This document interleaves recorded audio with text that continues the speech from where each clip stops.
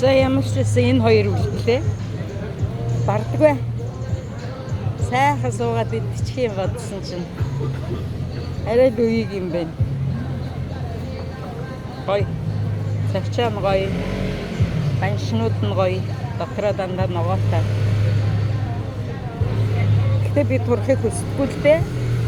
Турч яах юм? Зүгээр л байдгаар гоё. Бондгор чигээр байсан дээрээ. Энэ хоёрыг яах ёстой вэ гэхээр явж алхах яхта жоохон идээд тэгээд дуусна. За энийг хар ингээд суугаад сайхан амар байгаа. Энээр ингээд зогсоод ингээд идээд ингээд хорвоо ертөнц зүгээр энэгээр ингээд өгөө шараа. Гоё өнгөтэй байгаа үстэй. Өнгөний сонголт их байгаа үстэй. Энд ч одоо өдөр штэ. Шөнө бол мэдээж өстэй гайхалтай өнгө. Тэгээ манайх одоо ерөөсөө ингэчүүлэл гэдэг юм би одоо.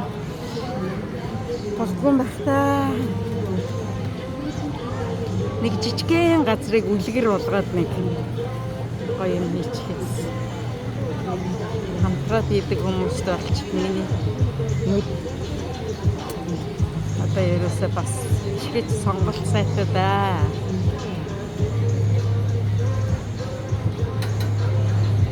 Яг үнэн ч хамтарч хүмүүс аахгүй.